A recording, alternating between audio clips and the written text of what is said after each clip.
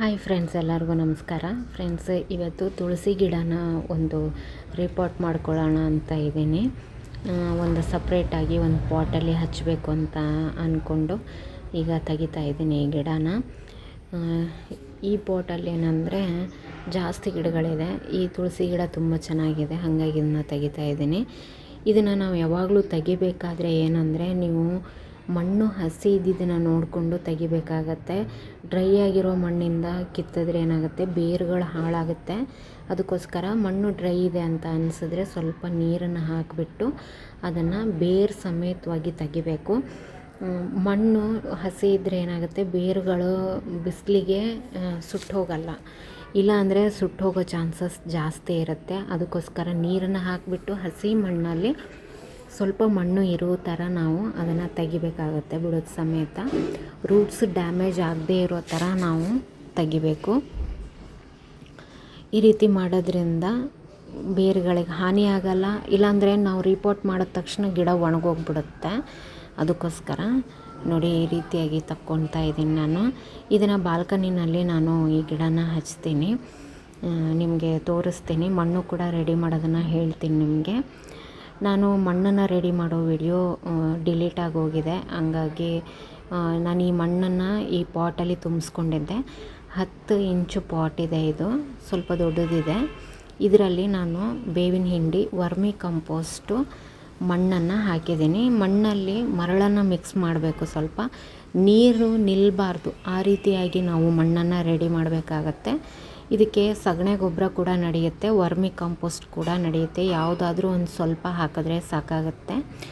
ಈಗ ಇದನ್ನು ಮಣ್ಣನ್ನು ಈ ಪಾಟಲ್ಲಿ ನಾನು ತುಂಬಿಸಿ ಎತ್ತಿಟ್ಕೊಂಡಿದ್ದೀನಿ. ಈಗ ಇದಕ್ಕೇನೆಂದರೆ, ಸ್ವಲ್ಪ ಮಣ್ಣು ಮಾಯಿಸ್ಟ್ ಇದೆ, ಪೂರ್ತಿಯಾಗಿ ಡ್ರೈ ಆಗಿಲ್ಲ. ಪೂರ್ತಿಯಾಗಿ ಡ್ರೈ ಆಗಿರಬಾರ್ದು ನಾವು ಗಿಡನ ಇಡಬೇಕಾದ್ರೆ. ಯಾಕಂದರೆ ಬೇರಲ್ಲಿರೋ ನೀರನ್ನು ಈ ಮಣ್ಣು ಹೀರ್ಕೊಂಬಿಟ್ರೆ ಗಿಡ ಹಾಳಾಗಿಬಿಡುತ್ತೆ. ಅದಕ್ಕೋಸ್ಕರ ನೀವು ಸ್ವಲ್ಪ ಮಾಯಿಸ್ಟ್ ಆಗಿರುವಂಥ ಮಣ್ಣನ್ನು ಯೂಸ್ ಮಾಡಿ. ಇಲ್ಲಾಂದರೆ ನೀವು ಅದಕ್ಕೆ ನೀರು ಹಾಕಿಬಿಟ್ಟೆ ಗಿಡನ ಹಚ್ಚಿ.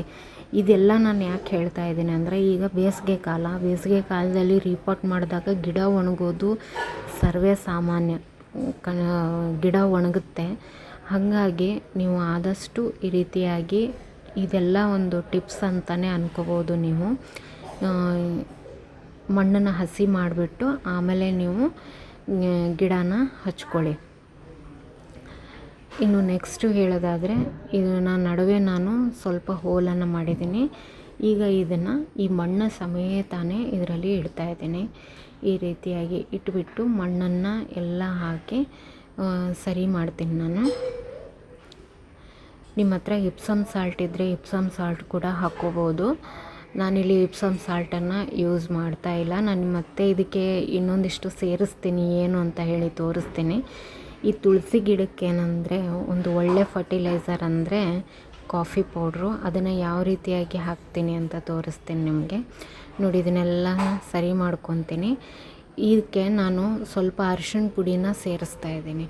ಅರಿಶಿಣ ಪುಡಿ ಯಾಕೆ ಅಂದರೆ, ಇದಕ್ಕೆ ಏನು ಫಂಗಸ್ ಬರದೇ ಇರೋ ಥರ ಇರಲಿ ಅನ್ನೋಕ್ಕೋಸ್ಕರ ಅರಿಶಿಣ ಪುಡಿನ ಹಾಕ್ತಾಯಿದ್ದೀನಿ. ಬೇವಿನ ಹಿಂಡಿ ಹಾಕಿದ್ದೀನಿ, ಆದರೂ ಕೂಡ ನಾನು ಅರಿಶಿನ ಹಾಕ್ತಾಯಿದ್ದೀನಿ. ಕೆಲವೊಂದು ಸರಿ ತುಳಸಿ ಗಿಡಕ್ಕೆ ಹುಳ ಹತ್ಕೊಳುತ್ತೆ, ಮಣ್ಣಲ್ಲಿ ಹುಳ ಆಗಿಬಿಟ್ಟು ಫಂಗಸ್ ಥರ ಆಗುತ್ತೆ. ಅದು ಆಗಬಾರ್ದು ಅನ್ನೋಕ್ಕೋಸ್ಕರ ನಾನು ಈ ಒಂದು ಅರಿಶಿಣ ಪುಡಿನ ಹಾಕಿದೆ.